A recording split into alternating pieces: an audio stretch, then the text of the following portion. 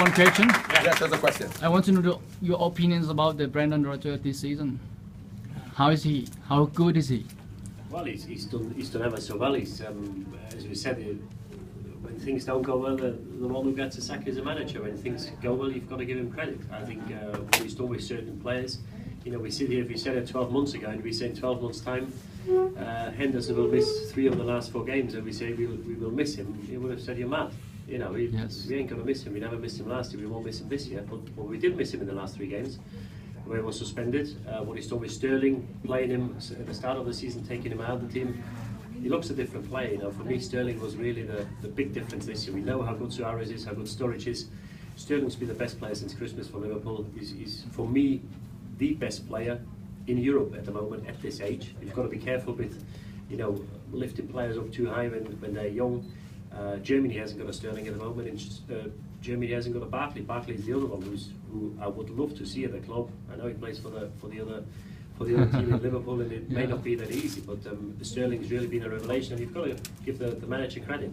It'll be different next season with the Champions League, but you know the way he's handled difficult situations in the last 2 years, Brendan. You know, I don't see any reason why we don't keep improving. And yeah, credit has to go to him. Obviously, the players are the ones who do it on the pitch. But as we've seen with Man United this year, they have good players, maybe not as good as Liverpool players, and they didn't function whatsoever. So you've got to give him huge credit for that. And I think the club made a very, very good choice, because there were a few managers in the running 2 years ago. Mm-hmm. Martinez would have been a good pick as well. He's doing ever so well at Everton, but I think in Brendan we've got a man who's hopefully here for a few more years to come. Yes. What about you, John? That's a natural clap, by the way. Okay. That is just a natural clap. Don't think I'm going to tell you off if you clap Didi as well. I agree with Didi. If you look at what he tried to do when he first came in terms of the way he wanted to play, and everything takes time. When you're trying to change a footballing philosophy, a football template, a football method, it could take time. And we saw times early on, when we finished 8th, that there are times when the players weren't used to his ideas. I thought it was always a good idea in terms of the way he wanted to play, but it will take time to implement that, and it'll take time for the players to get used to it. That is why I'm saying for next year it'll be another year of being more used to what he wants, and in 1 year, finishing 8th, and with the same team, obviously apart from Aspas and Alberto, doing what you did to nearly winning the league and possibly winning the league shows that what a great manager has been in terms of his method. Because the players are exactly the same. Now, the more the players get used to his method, and the great thing about it is that I'm hopeful that, and I'm not really that interested in talking about who he's going to sign, because who would have thought Coutinho could have had the impact he has? Who would have thought he could have improved Henderson, who you could say were average players, if you like Henderson, and improve Sterling. So if you've got money to spend, and you know, yes, if you've got 60 million to spend, you can get Ronaldo, fair enough. But if you only got 15 million pounds to spend on a player, you're going to get a good player, believe me. Now you have to put him in the right environment for him to show his worth.